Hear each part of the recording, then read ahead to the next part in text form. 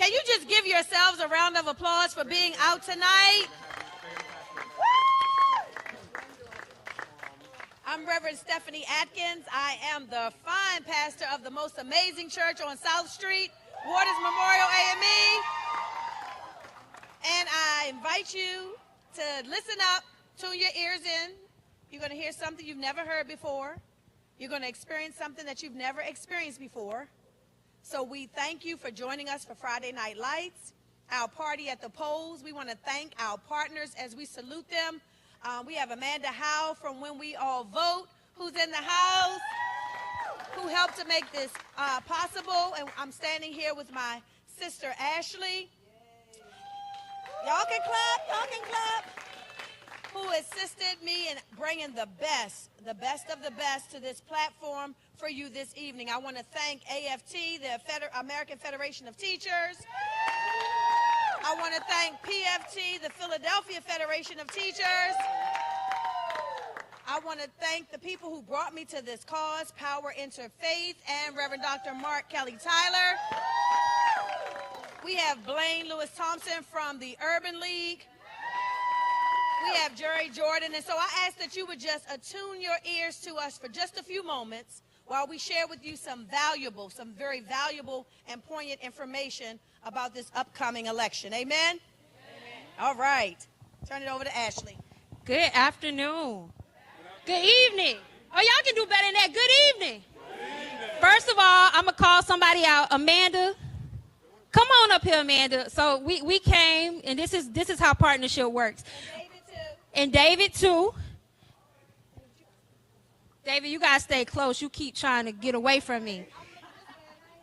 So this was an event that started with When We All Vote. You all know them. We have seen them. We love them. And so, Amanda, I just want to say thank you for allowing us to come and join. This is, again, what partnership means. So thank you to each of you all. For people who don't know me, I kind of wear two hats today, but I serve as state director for Our Future. For Our Future is essentially we are an organization collectively who comes together to do two things: issue advocacy and direct voter turnout. We are supported by public sector labor, so AFTVotes, NEA, AFT, and SEIU. But I would say this right here, and I'd be remiss, y'all got me on camera. One of my favorite unions, and this is real, is AFT. And so it gives me, somebody said me too. I know we stopped some folks on the street who saw AFT, who talked about really what it means to be a member of AFT. We're so glad to have Jerry Jordan, who is the president who runs all things PFT, the local here. Y'all give him another shout out. I asked him what size shirt he wore. I was trying to give him a smile. He said, do I look large? I said, no, sir, you don't at all. But again, it is an important season. It is election season. And so today, this is a collective group who has come together. This is in a nonpartisan fashion. So we're not coming here to tell you to vote for anybody, but we're saying it is important that on November 8th, if you have not done so already, that you exercise your right to vote, that you show up, that we use our vote and our voice at the polling place. I would... Listen, my friend's over here. No. This is my friend and my dancing partner. And actually, the first speaker that I'm bringing to you today, I just want to give her a brief introduction of Randi. She is the president of 1.7 million member American Federation of Teachers, which represents teachers, paraprofessionals, higher education staff, nurses, and public employees, and early childhood educators. Randi has been all over this city and this state. She's been all over the country. And so I could go on and on about the accolades, but the reality is that they are a union who puts their money where their mouth is, who supports their members like no other. And so again, it's here today to encourage us and to make sure that we're using our voice on November 8th. I'm going to turn it over to Randi. Thank you, Ashley. So look, we were just whispering, pastor and a pastor's wife, and we were just, whispering to each other about what it was like. So my bad. Regina is laughing. So, woo! Hey, so, we're in the birthplace of democracy, and democracy is at knife's edge. And I am glad we're dancing tonight as I'm looking at all of our friends who have fought so hard to save rights and freedom and all sorts of other things, including public education in this city, right on this corner and right in this church. And I'm glad we're dancing about, because as my partner, the rabbi, says, joy is an act of spiritual and political resistance. So I'm glad we're dancing, and I'm glad we're having some joy, and I'm going to get some dancing lessons in a little while. I'm glad we're having some pizza. But we're doing all this in something that's dead serious, which is Election Day, and which is getting out the vote for Election Day and finishing up with early vote. Because, as that sign says, when we all vote, we win. When some of us vote, we don't win. When we all vote, we win. And why does it matter right now? It matters because every single one of our rights are on the ballot. Every single one of them.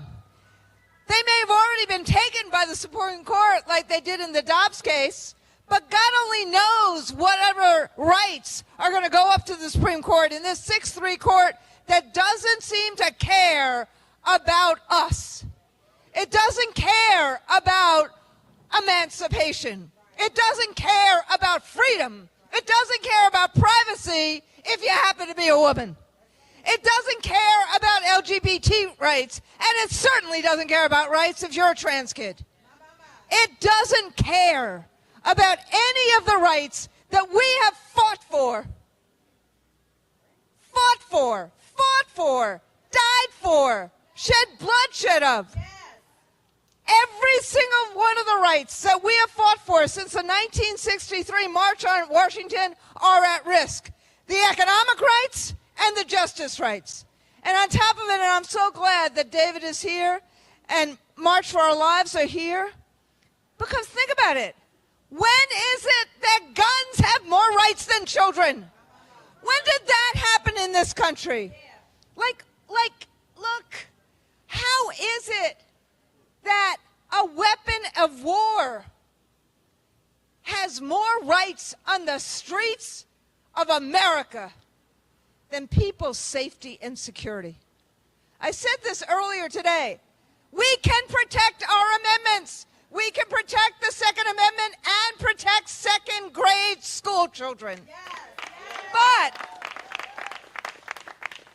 and one of the reasons that I feel so strongly about being on this corner and this church, as I look at my friend Helen and I look at my brother Jerry, Mark, is that we have been here before in this state with the last Republican governor who thought it was a good idea to take and gut public education. So this legislature in Pennsylvania doesn't put the money in that all children need and deserve. And that is a fight that we need to have going forward. But the guy who's running against Josh Shapiro doesn't care about public education, is an enemy of public education, and is an enemy of Philadelphia's public schools. So the work that we did before to save public education for all kids, if that guy gets into Harrisburg and the governor's office, we will have double and triple and quadruple the work we need to do. We should be going forwards, not fighting to stay in place. And that's why we need people like Josh Shapiro. And that's why I feel so strongly about this, because we got a lot of shit to do. Sorry. We got a lot of stuff to do. We can't go backwards. This is not about saving public schools. It's about strengthening public schools and investing in public schools.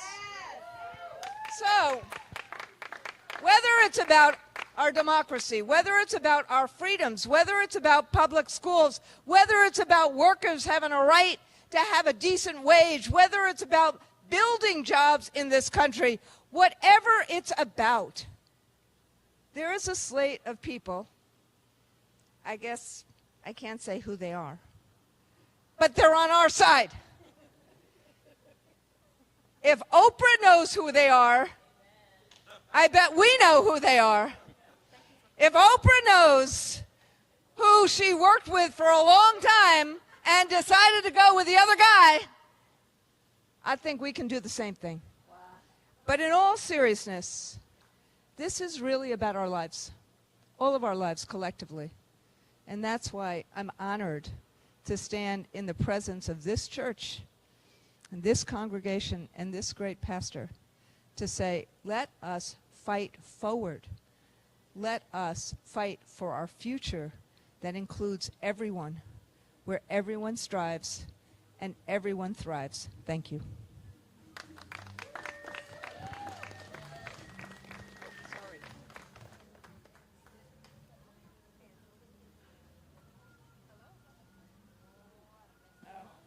Hello, hello. All righty.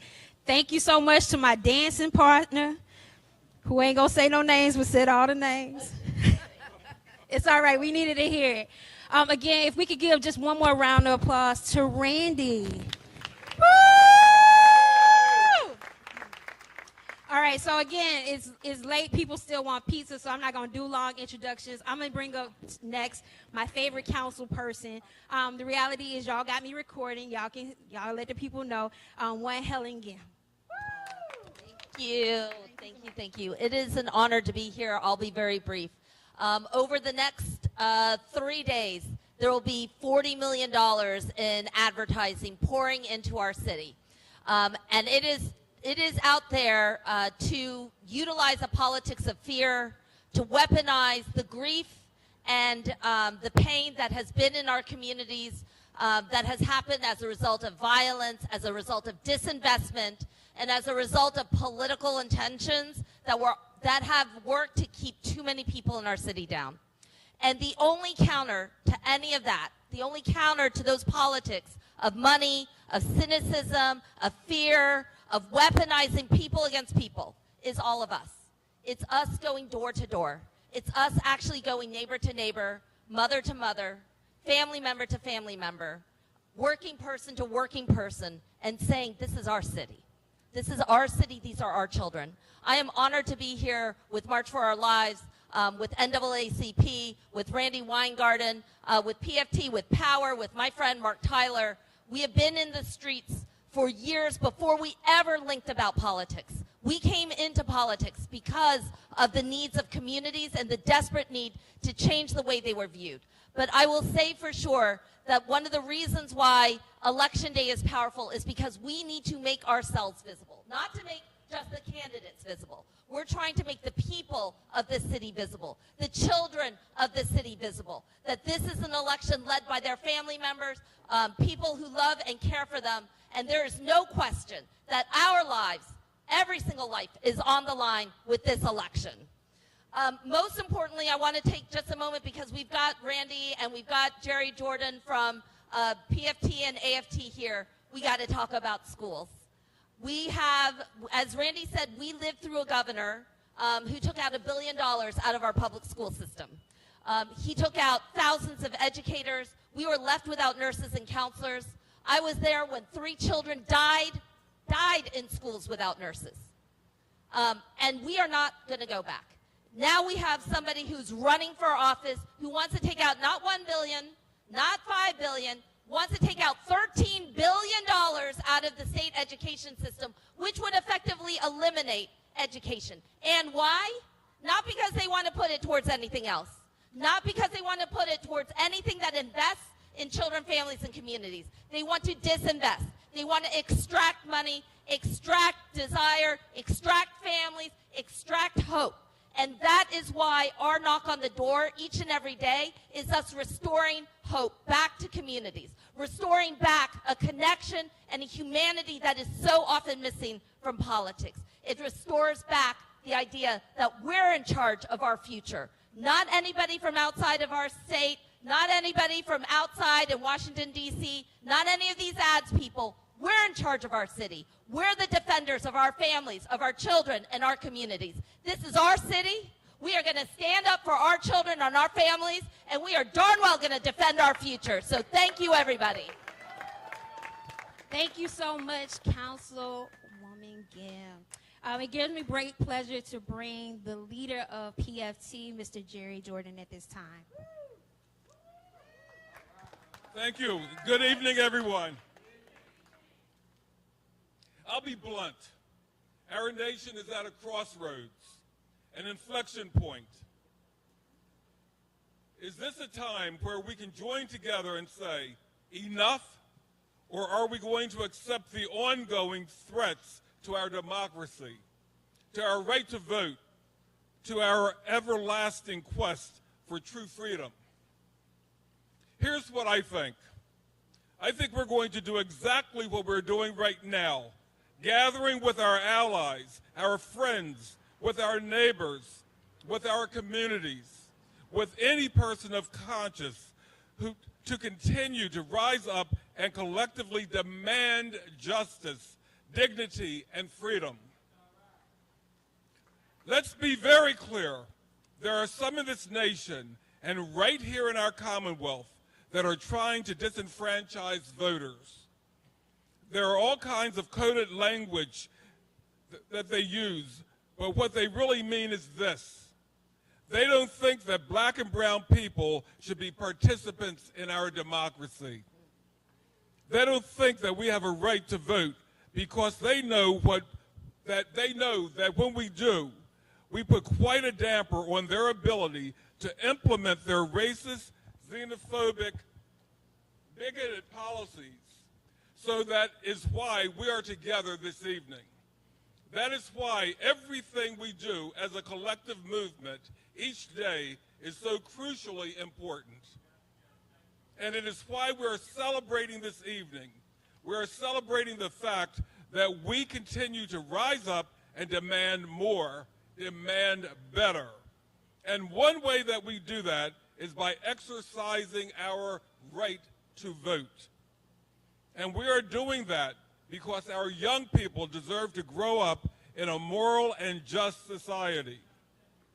They deserve to grow up with access to quality, fully funded public education.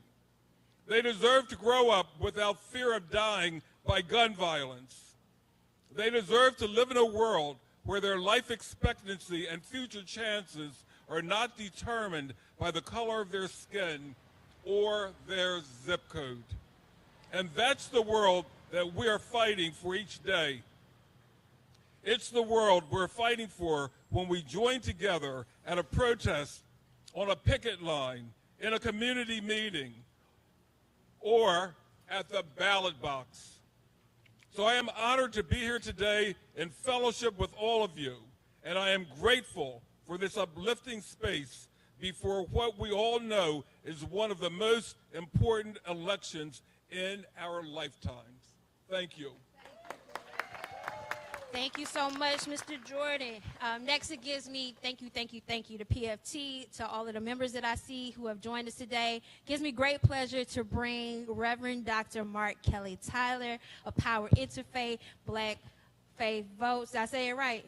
Yeah. I said it almost right. He from Oakland. He be trying to, but he's I think the words say you hecka dope, but you are. Yeah, there you go. Thank you, Ashley. Appreciate it. And listen, glad to be here on tonight to Reverend Stephanie Atkins, the pastor here, and to her husband and to this wonderful congregation. This is our sister congregation. Mother Bethel and Waters AME Church are one and the same. And to all of the persons who have been recognized, I'm glad to be. I was so excited, Randy, when I walked up. Didn't know I was going to see the bus standing out there, parked out there. But we love AFT and PFT and March for Our Lives and all the other partners here. Power Interfaith, as you know, has been fighting for public education funding alongside with you all for years and years and years. In fact, that fight started officially when we were told that over 60 public schools would be closed without warning the very next semester. And I really didn't know what we were doing, but I just said we're going to have a meeting about it at our church at Mother Bethel the next night, and over 100 people showed up, some of the persons who are standing here right now. And from that grew our education campaign.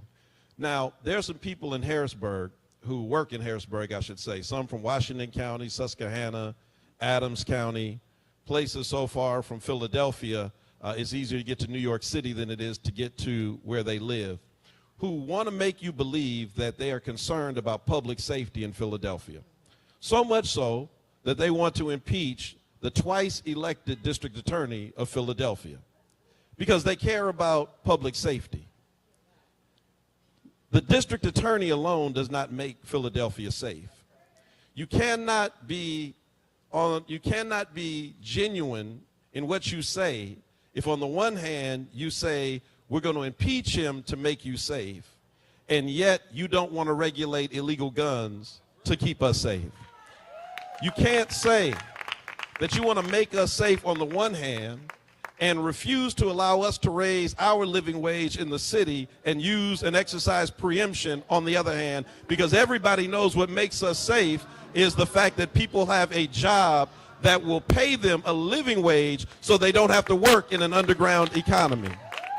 You can't say that you want to make us safe when you refuse to give us what we need so that every child born into any zip code in this Commonwealth, especially in the city of Philadelphia, has the same chance as every child in every other school district across City Avenue, and you continue to gut and take away the resources, but yet you want to make us safe. If you want to make us safe, go back to Harrisburg and pass legislation and a budget that will fund the things that this city needs, and I guarantee you, whether it's Larry Krasner or anyone else who's the DA, the crime will go down, the shootings will go down, the murders will go down, because when we make Philadelphia look like Bryn Mawr and Ardmore and Wayne and all of the other suburbs, then we'll see a city that's safe.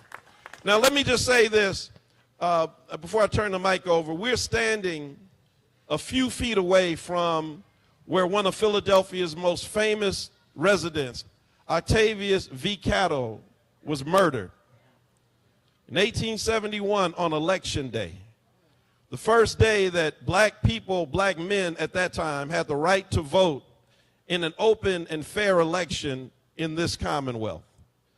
On this street, he lived at 814 South Street, going home because some folk who were election deniers, folk who wanted to suppress the black vote, people who, as Jerry said, didn't think we should have the right to vote anyway, hired thugs to take his life. He was murdered because he was trying to vote. This is not our first time around on this merry-go-round. This is not something that started a generation ago, 2 or 3 generations ago. I'm the first one born to my mother. I have older siblings who had the guaranteed right to vote. And that came as a result of an action by the federal government. And so when people tell me voting does not matter, then why did they kill Octavius Catto on Election Day? If voting didn't matter, why did they blow up a church in Birmingham and kill 4 little girls? If voting didn't matter, why did James Chaney and Schwerner and Goodman go off to register people and never be seen again alive? If voting didn't matter, people don't kill you for things that don't matter. They don't steal things that don't matter. They don't suppress things that don't matter. The reason that they did it is because they know that your voice is your vote. Now, we're in front of a church, so I know I'm preaching to the choir. Everybody here knows what we're talking about. So get on your phone, get on social media, call your cousins, your nephews, your nieces. I had to stay on one daughter in college all week long. Send in your mail-in ballot. Send it express mail. Daddy will pay for it for you. I'll give you the money back, but you better turn your vote in. And she reported today she has voted. Make sure everybody in your house has voted. Make sure that every single person you know has voted. And when you get done voting, this party ain't over. Tomorrow, we're going to do this again. 61st and Cedar Avenue at 1 o'clock. We're going to do it again on Sunday in Ardmore. And if you ride a motorcycle or you know somebody that rides one, join me at Enon tomorrow at 12 noon. We're going to ride through the city. Black bikers vote through some of the lowest performing districts to tell people that it's possible that you can change your community by voting. Thank you, Reverend Atkins. I told y'all he hecka dope. Thank you, Dr. Tyler. I think it is fitting. One of the things is we often talk about, my organization is called For Our Future, and we think about the future as something that is so, so far away. The next speaker I'm bringing is one who I feel like needs no introduction, but I'm kind of having a little bit of a starstruck moment. And it's because I'm thinking about how I'm really old enough to be his mama. And a lot of times we take for granted, we talk about a future and what our children can do. And he is a grown man, y'all. So he's a grown person, and I recognize that. But just saying, I have been so impressed by really dedication, the sacrifice, and what you've done, how you've used your voice. And so we're so glad to have you.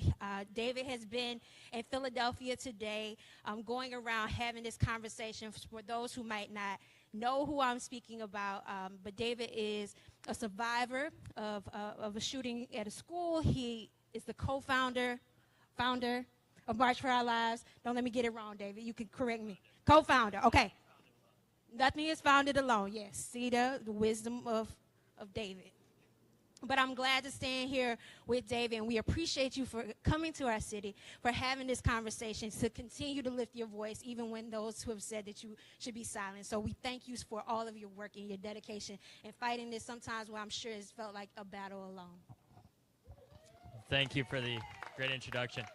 And first of all, thank you for having me in the first place and welcoming me and Noah and Mariah and all of us from March for Our Lives into your community in the first place.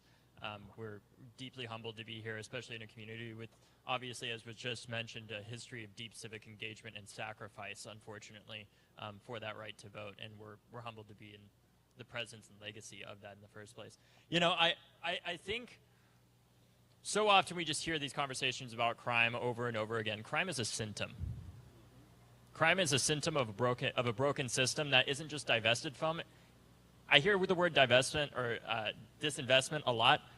I call it theft. These communities are being stolen from and robbed every single day by a system that is built to take from them constantly and never has been successfully addressed. There's a reason why the #1 predictor of where gun violence occurs in the United States is where communities were redlined by the federal government in the 1930s and 40s. It's because gun violence is a symptom of injustice. The answer to gun violence is not just a gun and a badge. If that was the case, if just arresting people and putting people in prison would solve all of our problems, I wouldn't be talking to you right now in the country with the largest prisoner population in the world. The answer to gun violence is education. The answer to gun violence is investment. The answer to gun violence is opportunity. The answer to gun violence is hope. The answer to gun violence is love. The answer to gun violence is investing in our young people, no matter what zip code they live in or what they look like. And let me tell you the story of why I know the power of teachers' unions and unions generally speaking. My first protest was with my mother, who taught at a Title I school with free and reduced lunch. A teachers' union protest with her when I was 3 years old. And the stories that I heard growing up of her talking about how she was able to work with kids that came into school that had just immigrated to the United States and didn't speak any English, that would then go on to graduate high school and go to college as the first person in their family to do so and become the editor of their college's school newspaper. That is the power of education. It's stories like that that are being taken from when our education system isn't just disinvested from, it is stolen from. They are stealing from our children's future. It's not a good thing that you have a 22-year-old speaking to you right now that has been doing this work since I was 17 years old when my high school was shot up by a gunman who wasn't just mentally ill, but first and foremost was a white supremacist that espoused hateful rhetoric about black people, about immigrants, about Jewish people. Racism is not a mental illness. It is a societal problem that we have to confront together.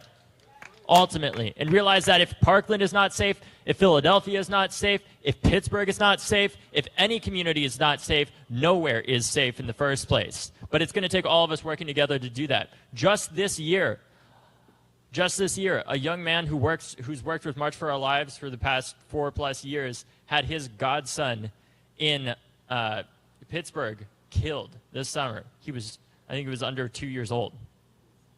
That's the cost of this. This year, there was a young man named Brian in St. Louis who had marched with us when he was 11 years old in a shirt identical to the one that I'm wearing right now.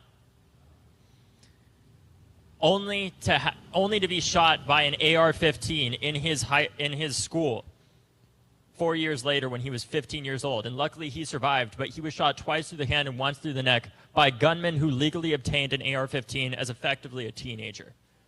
Why are we arming teenagers with AR-15s if they can't even buy a beer? Why does that make sense?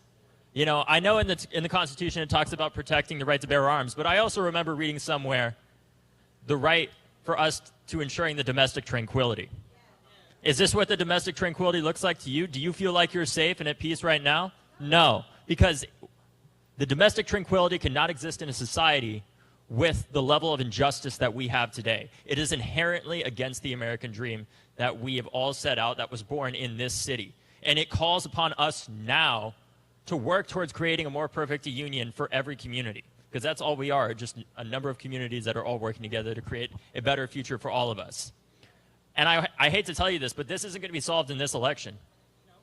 It's going to be solved in many elections, and it's probably not going to be solved in our lifetimes. But we need to do this work now, even knowing that we are not going to likely see the fruits of our labor now, because we are planting the seeds for trees for future generations to live under the shade of. And lastly, I just want to say, a lot of the time after these shootings happen, I hear people say over and over again, you know, we just need to send our thoughts and prayers. And, you know, I understand the power of thoughts and prayers. But, sorry, I think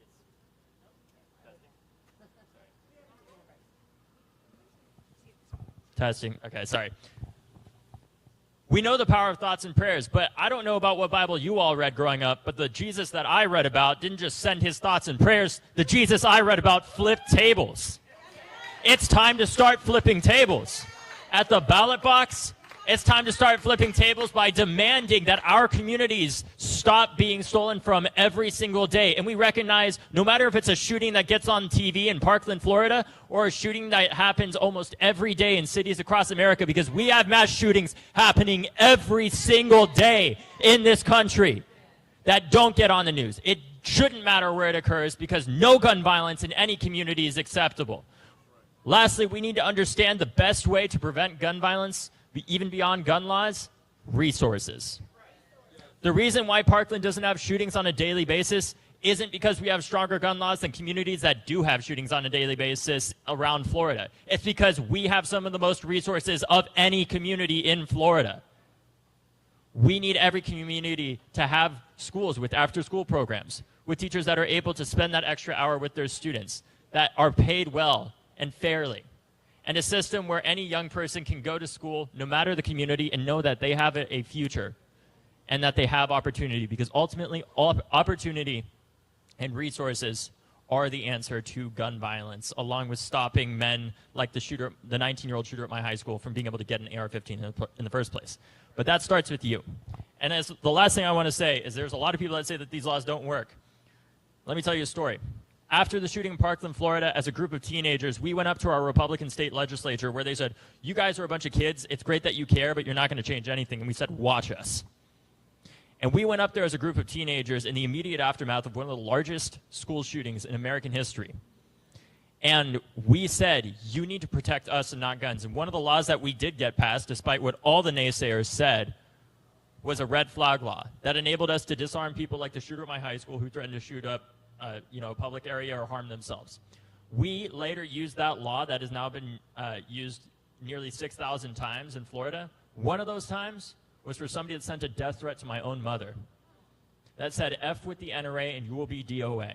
He lived less than 20 minutes away from us, and because of the law that we created in Parkland, after Parkland, Florida happened, it may have stopped me from having to bury my own mother. No law is perfect, but these laws do work. But the only way that we can change them, and the only way that we can help start to commit to the investment that is necessary to stop shootings 20 years from now, and the necessary laws necessary to stop shootings 20 hours or 20 minutes from now, is by electing morally just leaders that protect kids and not guns. This is not a political issue. This is a moral issue.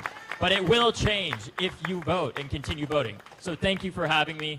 Thank you to the American Federation of Teachers. Thank you to all of the amazing people that are here tonight for having us. I'm honored, and there's no other way I'd rather spend my Friday night in my senior year of college. So thank you. Also, I just voted yesterday, so thanks. Y'all, David, a preacher, he had 3 points and a close. So we are about to wrap up, but I'd be remiss if I didn't take this time to bring a new friend of mine from the Urban League. Blaine, who is, I don't know if y'all know Blaine, but y'all give it up for Blaine, who's going to come and tell us a little bit about what the Philadelphia Urban League has been doing and really ways to get involved. Again, this is really a coordinated effort. We want to make sure there's so many partners who are doing amazing things and that we're lifting up and highlighting the work of those organizations, not just on Election Day on November the 8th, but what they're doing all year long. Blaine. Good evening. Okay, hold on. Good evening. Okay, that was a little bit better.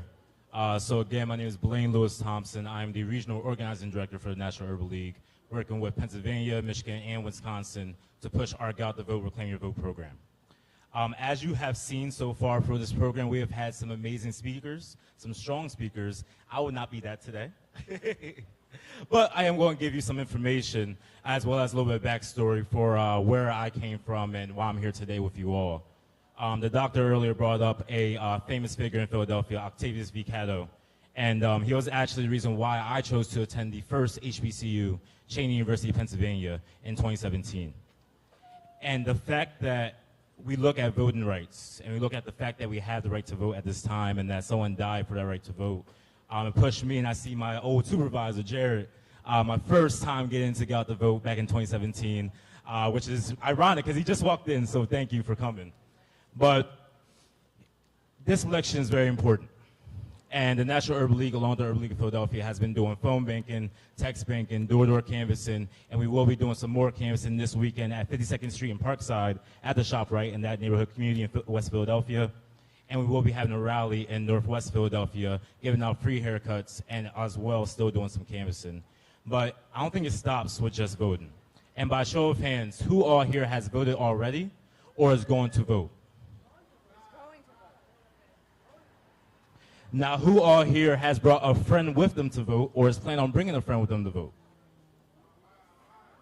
How many friends? I just need some numbers. Got one? We got one? How many more friends are we bringing to vote? 3? We got 3? Who's bringing 5? She's bringing all her friends.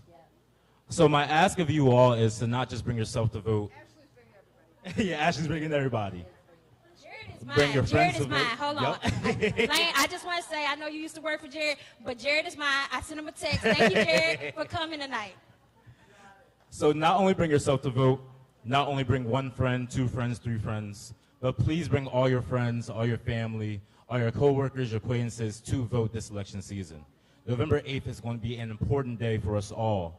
And it doesn't stop at just voting this one election. It doesn't stop at just voting at future elections. We have to hold our elected officials accountable. Just by voting someone in, it will not bring the change that you want. Just by writing your name on the ballot, just by mailing in your ballot, just by saying, you know, I'm going to check this box here, that will not bring you the change that you want. You need to call your elected officials. You need to know your elected officials. You need to show up at their office. You need to show up at their dinners. You need to hold your elected officials accountable. And we had the chance to do that in this election and all future elections coming up. Again, thank you so much. I did not expect to be speaking today. I got the text yet last night. We're glad but this has been a great event so far. And again, I hope to see everyone bring all your friends to vote, because it doesn't end with just voting on Election Day. It comes through with holding your elected officials accountable and then spreading voter education to all your friends, all your family, everyone around you. Thank you again, Blaine Lewis Thompson. I hope to see you later. Thank you. Thank you so much, Blaine. Thank you to each of you all. I'm going to ask Reverend Stephanie to come back again if there are any, because listen, I feel like I got one more dance in me. So the DJ, Reverend Kyle, is over there on the 1s and 2s. That ain't even what y'all call it no more. Why y'all laughing at me? It's still the 1s and 2s? Okay, all right. So Reverend Kyle, get me ready. What's your daughter's name? Aronica, come back, because you know I need you to stand in front of me because I get mixed up. So, but again, I want to say thank you to each of you all. I know that we're hearing lots of things out there. There are people who are saying that my vote doesn't count. Why should I do it? Nothing changes. And the reality is it is up to each of us to make sure that we're taking the time, that we're having those conversations with every one of our families, with our friends, with those people who be sending you Cash App requests or Venmo. Like, okay, that was my cue. Listen, Go vote. Make sure that we're telling somebody else to vote. There's still food. There's still music. It's still a party. But I'm going to turn it over to Waters Memorial's very fine pastor, to the congregation of Waters Memorial, who have been out here serving food, who've been doing arts and crafts, who've been directing traffic, who've been everything out here. So thank you, thank you, thank you. And to Amanda, again, thank you for the opportunity to allow us to partner with you. That's exactly where I was going. I wanted to thank Amanda for this opportunity. I wanted to thank When We Vote. I wanted to thank all of the partners, all of the stakeholders, and most importantly, the community. I want to thank each and every one of you. I want to thank my young people, Tion, Aronica, Skylar, Pop, Chase. I want to thank everybody who made a contribution just to be out here to have good, safe fun. And I want you to notice something. As every one of these persons spoke, they shared valuable information. But we're standing out here. There's no shots being fired. There's nobody hitting anybody. But there's also no news camera to report it, right? That we're out here having a safe environment, in our community, and this is not newsworthy.